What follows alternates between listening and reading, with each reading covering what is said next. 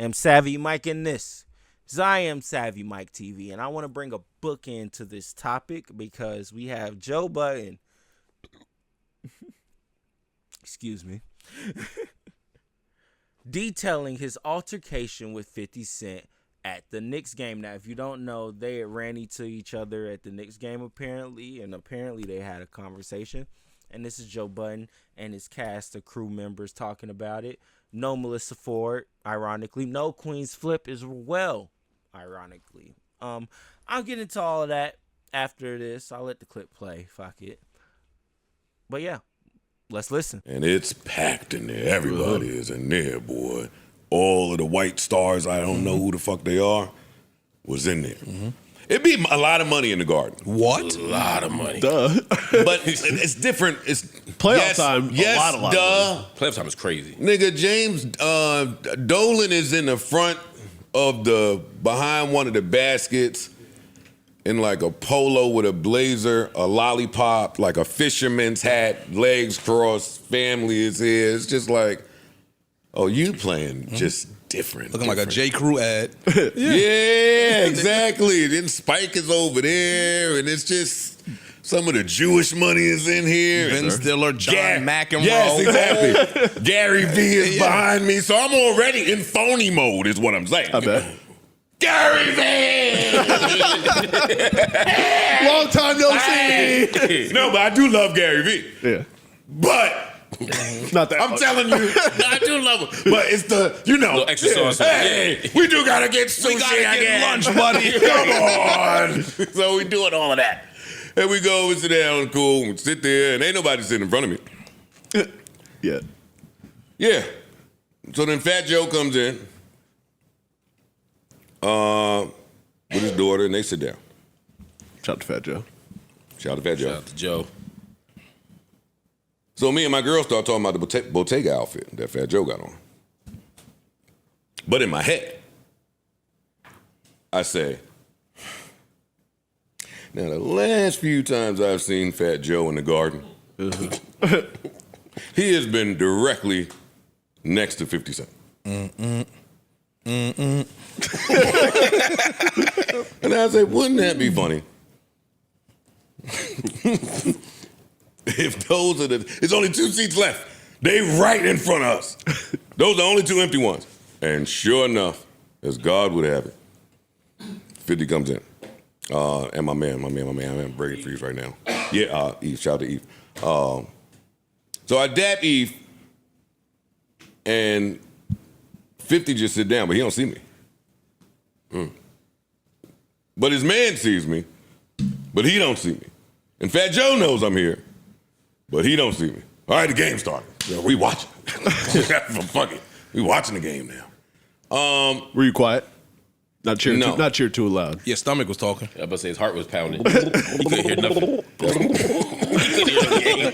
Hey, his heartbeat sound like Sasquatch. Right, exactly. Marv Albert turning around and shit. Like, oh, fuck is that? Did you change your Somebody yelling let voice? some doves in the building? Now you have a decision to make in this moment, right? Because contrary to whatever the internet is saying, I don't think there's a problem. So when he sit down, I want to grab him by his shoulder and say something to him. Didn't do that though. Only because my girl is here. Sure. That is the only reason that you just look too pussy, right? Doing that. Corey, you want your clothes? Corey How? can't that help pussy? himself. What? If that's your normal thing. No. Yeah, look, if people think y'all got beef and then you like, hey, buddy. Yeah, nah. You don't look pussy in Every general. camera in the world is on in here. Yeah. Every celebrity is out. And you right there. Your girl is here. Right. We buy Thibodeau. You're not nigga. underneath the basket or something where you could be Yeah. out the way a little bit. When he see me, he'll see me. We'll kick it. We'll chop it. Right. But to do the extend shoulder, hey, I'm right behind you. It's the pussiest shit I've Listen to heard. the toxic masculinity. That is the pussy. I don't care what you say. That to me, what y'all think? Oh, I don't think that. If that's your norm, and that's something I normally do, you and 50 Cent ain't beefing. Of course we not beefing. Of course. So if that's your normal thing, like if it would have been none of this stuff happened, and he walked in and he sat down and he didn't see you, you'd have been like, yo. No, I wouldn't have done it. Yeah, you would. No, I wouldn't. I don't do that. That's all right. When I'm outside, I'm not the initiated, be seen guy. I'm You're really low. sitting right but that's by- not go important. ahead. That's a real life thing. Yeah, It don't matter right yeah. now. So I'm not doing that because my girl is here and we not pussy. I respect that. I would do that. And then what happens? Oh, so now this is why it's funny. Because there's famous levels in the garden. For sure. You were level 2. I'm not level 2. 3. I'm a different He's level. in row 2. He's level like 5. Oh. Nah, he might be like 3. Don't do that. Don't try to. You 3. 3 is fair. You level 3. I say it to say my garden experience is never being the famous guy in the garden. They don't sitting put in you the on the front little celebrity with the shit? pictures. No, y'all hear me talk. I come in here and talk shit, saying I'm more famous than half of them little white kid actors they be putting up there. But it's not about that, and I'm low. So Fat Joe and 50 Cent being in front of me means that this is about to be a different thing. And it's some black people in this garden that know me, so they know what this situation is. Okay. So they look at So every time the little white lady come over to Fat Joe and 50 Cent with some big time celebrity shit, there's black people around. I see you. What's going on? Cool. So I say to my girl, yo, if they come over here with that celebrity camera shit, I'm wrapping my set. Because I have to. I have to, just because it's here. She said, don't you dare do that shit. This shit gonna be all over the internet. I said, I have to do it. And sure enough, they came over. And I looked, and I said, and we laughed and laughed and laughed. And then, and 5 minutes after that, I think he seen me after that. Well, actually, in my story, he didn't see me. It's always her that's making it hot. He seen her. He turned around. And he said, oh, shit, Joe. And then we spoke. The nature of the conversation will remain between You us. apologized But and we kept it pushing. Please, sir. No. Not tonight. We had a good talk. Just to the start of the 4th. Just let me stay to the start of the 4th. Please, sir. Get this shit off. Have fun. Not in front of my girl, please. Not in front of my kids, Gus. Not in front of my kids. Texting Fat Joe on the low, like, yo, Right. you can make this cool? Oh, shit. That nigga that called Lloyd Banks. Everybody. Hey, Banks. Yo, y'all are so dumb. But it's fun. So now, but wait now, because before any of this even happens, nigga, when I tell you my phone is on absolute fire in here, Yeah. my phone is buzzing in a way that it's never buzzed before with people that I didn't even know watched basketball. Everybody is up. My aunt is up. The children is up. Your 5-year-old nephews is up watching. Your brothers is watching. Everybody is watching this game. I'm like, oh, they definitely got us on. Yeah, you was trending on Twitter. Yeah. Oh, I don't know. You was trending all night. Like that's how I saw it. They can start sending me the photo. I didn't even understand. Because the photos that I got, like, they weren't good photos. I couldn't really see 50. Right? So I'm like, what the fuck, niggas? I know he got tickets. You could like, see Joe, but you couldn't see 50? Yeah. So I'm like, yo, I know I know he got tickets. Like, why you sending me this You knew he shit? was kissing somebody's ass. You know whose it was? Huh? Nothing. I don't get it. But No. Joe. Anyway, don't worry about it. Yeah, so then I'm like, yo, I don't understand. And then somebody hit me like, yo, you see that bullshit your man? See? Karma. I'm like, what are you talking about? They like, nigga, you ain't see the picture I sent you? I'm like, yeah, I don't get it. Then they said, nigga, go look at the first row. And I said, oh, okay. Oh, you did look a little Purvis though. You was Purvis Ellison. Let y'all tell it. Let y'all in the internet Yeah, tell I'm it. just saying. You look like a person who was trying to look calm, but wasn't. And I ain't gonna step on it. He was smiling hard. He looked like he was trying to look cool.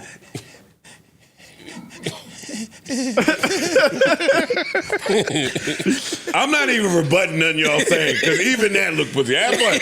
Have fun. No, get your shit off. You know, remember cartoons, nigga be eating his nails? Typewriter coming. It's cool, dog. Oh shit. Did you see 50's Instagram post later? I saw it at the game. Oh, okay. He posted at the. I saw it Okay. at the game. Yeah, I thought. So that's Oh, why. he ain't wait But to that leave. was after our talk. After we talked. Okay. Yeah. The way because But it was a really good talk. It was a great talk. You felt safe after the talk. I felt safe before the talk. Oh, okay. because the post was I seen Joe. He told said, me, "I don't need therapy I don't need no therapy more." no more." But it sounded to my ears was like he ain't say basically like he ain't say I need therapy in person. You know what I mean? So That's how I took it. yeah. So people took that. I think people gonna read that post and think that like, He was the shrink. yeah. Joke, Joe's this big. Jokes aside, because 50 is who he is before he got here, right? Mm-hmm. So his reputation precedes him. So we know why we treat these matters with a certain level of sensitivity. However, he's also a genius behind this internet stuff. Yeah, for sure. So I always look at the internet shit as him doing internet shit. Right. And being a master of that. And that's it. And that's it. Yeah, At no he point- manages to stay relevant regardless of whatever the hell's going on. And I've had this talk with him in the past, right? Like, I think some people don't know that him and I have other ties. Him and I have gone through things in the past. This internet 20 shit, years. This internet Niggas caught stuff you over there at now that that Target. niggas is up. Well, yeah, Target, the hookah spot. Like, I always bump into him in the most random of and unexpected of places. But anytime I've ever seen him, it's been a great talk. It's been a great talk. So I forgot why I just brought all that up. It's serious as hell. I didn't mean to. But Just to let us know you're safe. That's you gotta good. cover Let's your- go. you gotta Let's cover go. your well, y'all didn't come pull up to help. They would but listen. yes. We'd have tickets. Yes. Can't get it. I was safe. We had a good time. Oh, and back to this leaving at the end of the game, because I see this is a thing. Yeah. And Mark is new, so he don't know. I'm going to leave before the game is over. In a playoff game, It is Oh, a nail biter.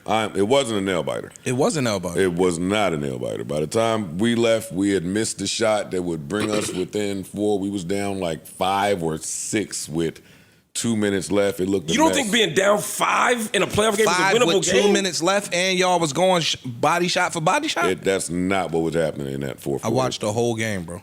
Okay. then I didn't we- see the game, so then I I can't did. say. That was a close ass interpret it fourth quarter. differently. Close fourth I quarter. would have left under normal circumstances. I'm leaving with 5 minutes left on the clock. I stayed. I do that I too. stayed longer. Yeah. You stay there too long, and that block to get up to the Lincoln Tunnel, you'll be sure. there. You'll be there for an hour. I'm leaving. I'm always leaving. See, I'm not in a playoff. I'm never staying to the end of a game. Nah, I'm not. Summer jam, concert, Movies. strip club, movies. Movies? Yeah. Movies? I'm leaving early. Like if the end of the movie is kind of over for the most part.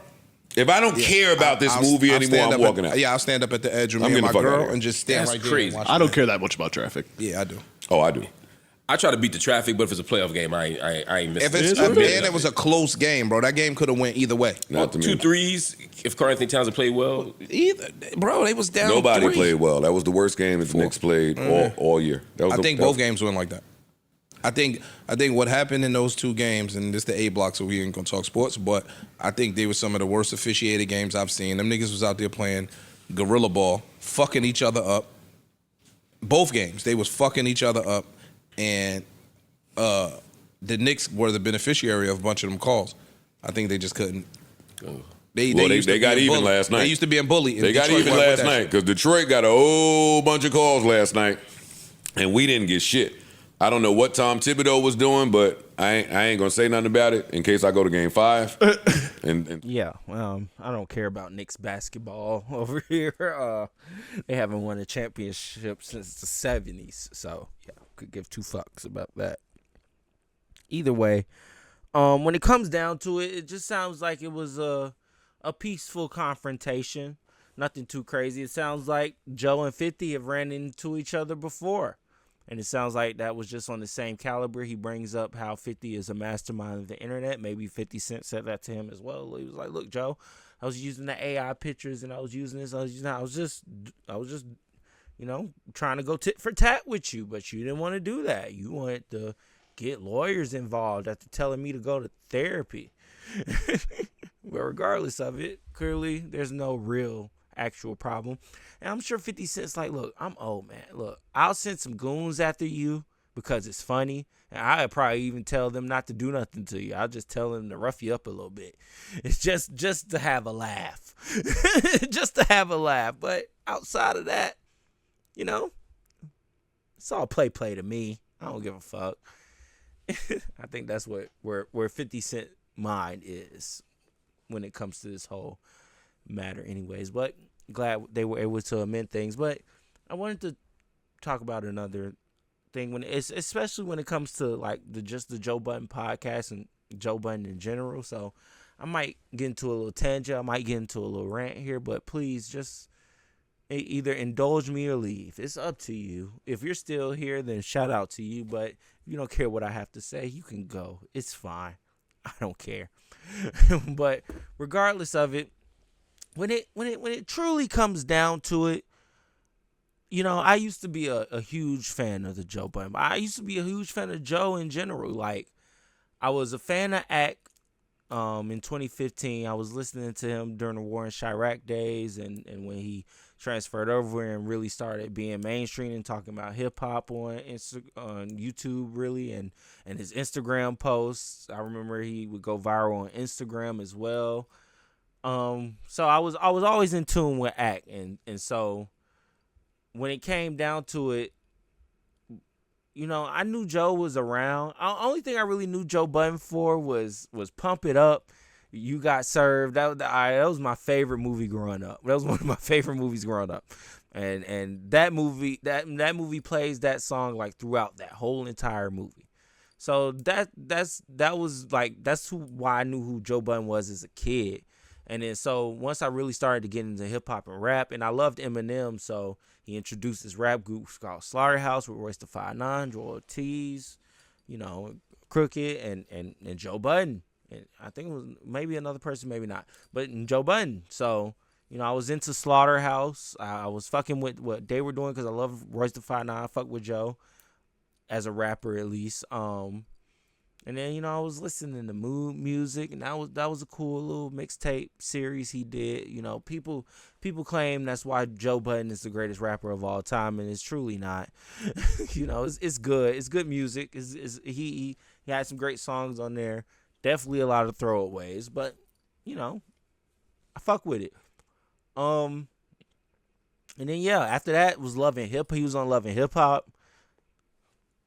That was cool, I guess. That's how I seen Rocky and Tahiri, you know, a lot of people that Joe was around, and you know, so I knew of Joe Budden, but you know, I didn't really get who he was or understood who he was as a man until he started really indulging that through being on the podcast and Everyday Struggle. That was really when I started listening to Joe like every day was Everyday Struggle, and I became a fan because I fuck with anybody, honestly. That's why I love Stephen A. Smith. That's why I love Act. That's why I fuck with Joe at that point. Fuck with all of them because I fuck with anybody that's willing to say how they feel. Like, truly say it. And not care about the repercussions, not care about how the person that they're criticizing might feel. Like, they didn't give a fuck. They would just lay it all out there, like right, unfiltered, on the line, right there on the table for anybody to hear. I fuck with that. So, yeah, I became a fan of Joe. While I was listening to Everyday Struggle, I found out he had a podcast, so I started listening to that as well. So when I got introduced to Rory and Mal, and I, from then on, I don't know what episode that was. It was in the hundreds. I don't know what episode that was, but from then on, every podcast I was there. I was fucking there. I was there for every rant. I was there for every monologue. I was there for every back and forth, every joke that was being made. I was there because I really enjoyed what they were doing, and it felt like they were passionate about it at that time. Them being Joe, Rory, Mal, and Parks. But you know, as time went on, of course, I grew passionate myself, wanting to give my own hot takes, wanting to say my own opinions, and because I always had that in me, you know, even before listening to Joe or even Act, I was on YouTube doing videos. I even had a podcast in 2013. Ain't that fucking crazy? Like, maybe I was just ahead of the curve, but you know, I was into content creators, and I wanted to be a content creator because I was just into being on the camera, around the camera, no matter what that had been, no matter what that was. So either way, you know, I of course I had a passion for YouTube, and YouTube seemed like the outlet where you could be passionate about the things you wanted to talk about, whether that be movies, whether that be music. And as time went on, it turned into podcasters and streamers. While movies and music are still a main topic, and news and politics as well on YouTube, but you know, streamers and podcasters got in that loop as to the things people want to talk about on YouTube. So when I started this channel specifically, I did another channel. I don't know if y'all know that or not. I don't think anybody knows that or not. I did another channel called No Filter TV, and when I did that channel, you know, I wanted to basically do what I'm doing here, but I was kind of doing what I did on my first channel I had in high school with a mix of what I'm doing now. So I was reviewing things, talking about news topics and whatnot, and you know, and coming to find out where that gets you is it's like I was putting in the work, I was grinding, I was posting videos every day, but you know, it wasn't really doing what I needed it to do because YouTube, it got to a point where nobody would click on a video with you in the thumbnail if they don't know who you are.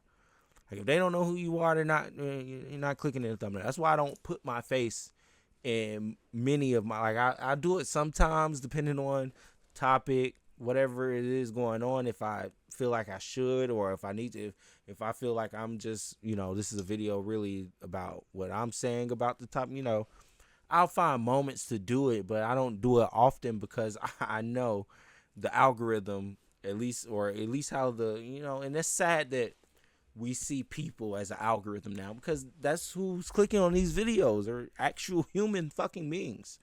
You know, it's not bots over here. I could have bots, but I don't, as you can clearly tell. Trust me, if you look at my views, you can clearly tell I am not botting anything. If anything pop off, it just pop off. All thanks to the people that click on it. And so, yeah, I just came to realize that nobody's gonna click on a video with my face in it. Nobody, who cares? Who gives a fuck about that? Nobody wants to see that. Nobody, you know. So I was like, okay, so if I make the video mainly or specifically, or if the thumbnail is gonna be the two people that I'm talking about, the three or the four, or the subject or whatever, then it has to really be about that. And in a lot of ways, when I created this channel, because that's when I said, okay, I'm gonna create this channel and do it differently. And when I created this channel, I started off, you know, me talking about it, and then I'd play a clip or I at least show it, but I didn't put myself in the thumbnail, and that was working, you know. But then I came to realize I'm not gonna get anybody to really subscribe or like the video or comment or really say it, because it's just me, you know. It's not. I'm just talking about a subject or topic. So at that point, if I don't already have any established clout, or if I don't already have anybody that's interested in wanting to just hear what I have to say about whatever I'm talking about, then I'm gonna have to switch it up just to get the engagement going, right? So I'm just really blueprinting y'all. Like, this is my thought process. This is just how I went. This is just how I went down. So at that moment, I went, okay, I got to do clips, right? Because I started to think about, one, I was seeing how Flacco was doing his videos. I was seeing how Danny was doing his videos. And then I was thinking about how Ak used to do his videos. And then, honestly, just the Mariota Clippers that's already on YouTube, I was seeing all of it, and I was seeing them get engagement, likes, subscribe, all that. So I was like, okay, so what if I clipped it right, say I clipped whatever I talked about, or I put the clip before whatever I'm talking about, and then I throw my opinion at the end of whatever I'm talking about. And I felt like, to me, that just made a lot of sense, because it's like, yeah, I'm in a sense taking the video or taking the clip or stealing the clip or whatever you want to call it, but I'm still at least giving my opinion. Like, I'm still at least trying to make a video out of it, because out of all the failing I've done with all the other methods I've tried to do of just me being in the video, it didn't work. So it's just like I kept failing forward until something finally clicked. I was like, wow, this is working. The clip, and in my opinion, is working.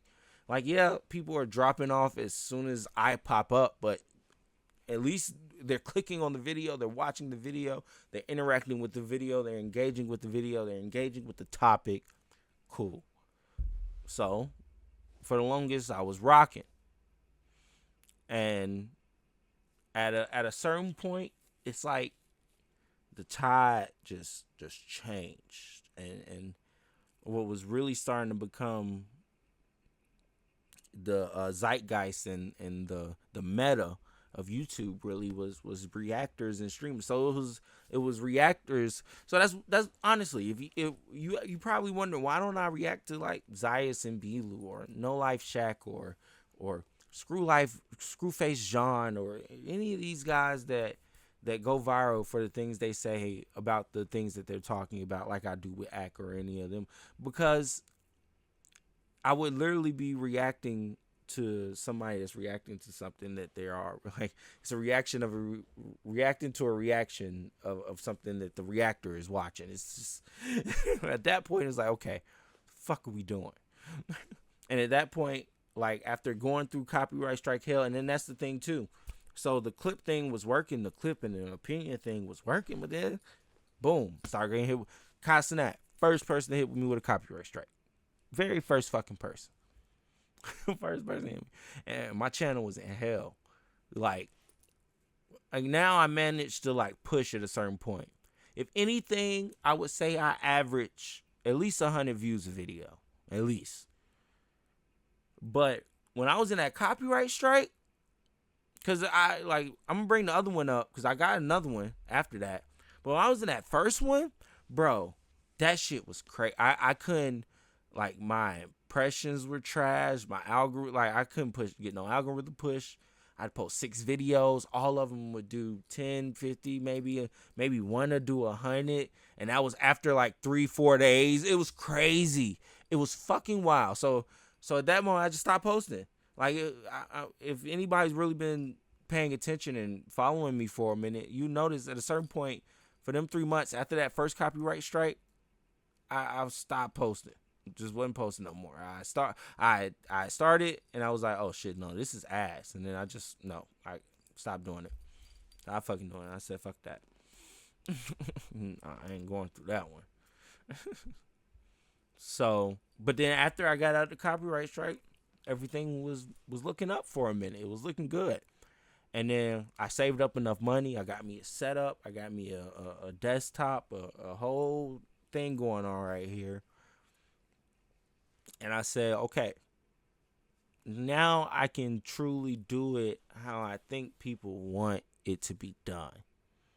As far as me just being right here at the bottom of the screen, playing the clip, playing the audio, whatever, and reacting to it, because that's what I'm doing. And in a sense, it covers me now, because I can't, like, I got hit with a copyright strike by Trash Life Production, but that's because they're greedy ass motherfuckers, and they were just trying to make every penny and dime off of Jaguar Wright and Orlando Brown that they could. That's why they gave me a copyright strike, not for any morality purpose. Like, at least, look, Joe Budden called me a thief, but look, they were on bullshit, and that's what I'm saying. Joe never gave me a copyright strike. Like, for as much as I think really my problem with him is just, I feel like he ousted me when he had no reason to. Like, he banned me, he got me kicked out of the JBTV community thing. I can't even I can't even join. I'm banned for life. Like, I'm banned until a mod unbans me. And I'm not asking to be unbanned, and I never will ask to be unbanned. But, you know, the point of the matter is it's like it felt like, you know, he said, fuck you, Michael. I see what you're doing over there, and I hate it. I hate it because I feel like you're taking out of my pockets. That's why he called me a thief. And I was just like, why do you feel that way? I don't talk about you every day. I don't center focus on just you. Now, when I do talk about something that happens on that podcast and it goes viral, whether that be on Reddit, Twitter, or Instagram, and if it's a Patreon clip, I'm sorry. I'm just doing my due diligence, my nigga. I'm building something over here, and I know YouTube acts off of, well, you have to keep posting what the people that like the last thing you posted, you have to post what they want to see, and that's how we feed it to them through the algorithm. So understanding that is like, okay, I have to stay on top of those things. But Joe didn't like that. He didn't like that. He didn't like that one bit. And I you know, I was just like, you know what? If he at least keeps it fair, I won't be mad. And he did. He kept it fair. At that point, after me and him had whatever tit for tat we had, I wouldn't even call it a tit for tat. It is what it is. But, you know, I saw Danny calm down on posting the Patreon clips. He'll post a little audio and whatever, but that'd be about it. Saw Flacco calm down. I saw most of the people that were posting those Patreon clips, everybody stopped. It ceased. Because Joe was on niggas' head tops about it. He was probably sending strikes and everything. And he never gave me one. So, he showed me grace. And for that, I will be grateful. And I will thank him for that. But at the same time, I feel like he had no reason in fucking like calling me a thief. Like, that was just, what was the point in that? Like, why would you even feel that way? You know, I'm just over here reposting something that I love, that I'm into, and I want to talk about, and I'm just playing the clip so I could get people, like, it's just, you know, and that was my whole point of that whole diatribe. Man, it was like the whole beginning and everything of what I was saying, because it was just like, as you can see, I just fell forward. I just keep failing forward. I just keep coming up with ways to do this differently that doesn't piss people off, and I feel like I found the way that at least keeps me covered and keeps everybody at bay. So at this point, it's fuck 'em. That's why I said all that. I said all that to say fuck 'em. Joe Budden podcast has fallen off. It's trash now. It's not good. Ever since Mark Lamont Hill got up there, and all you Mark Lamont Hill stands can suck my dick, I don't give a fuck. He sucks. It's not good. CNN fired him for a reason. And no other platform wanted to platform him because he's just boring. No, he's boring and he's a panderer. And at the end of the day, only thing he's up there to do on this Joe Budden podcast is, I'm sure, provide pushback, but provide topics that only a few people would give a fuck. Only Black Twitter would give a fuck about. And I'm not, this ain't no diss to Black Twitter. I fuck with Black Twitter, but like I said, y'all choose y'all heroes like weird to me. Like the niggas y'all ride for is just odd to me. Like Mark Lamont Hill. Like, he's not a good motivational speaker. I heard his speeches. They all right. Like, it ain't nothing that made me go, you know what, I want to do better with my life. No. I want to do better for black people. No. Now he's up there on the Joe Budden podcast just making that a drowsy-ass NyQuil to listen to. And that's the problem now. Right? Now I don't listen to this podcast. Like, that's why I did all that. That's why we just had this little therapy session. Right? We had this therapy session for me to tell you that Joe has fallen off so bad when it comes to just him podding. Like, when Ish is literally the best podder on this podcast. Better than Joe, better than everybody. And he's just there. That's the crazy part about it. He's just there. But yet, he gives it up. He's not afraid to say how he feels, because at the end of the day, none of this clout shit, none of this shit, it don't matter to him. He just using it to flip it. Like, he's a way better Potter than Joe. Way better Potter. And that's crazy when the Podfather gets surpassed by somebody that couldn't shine Prime Joe's boots.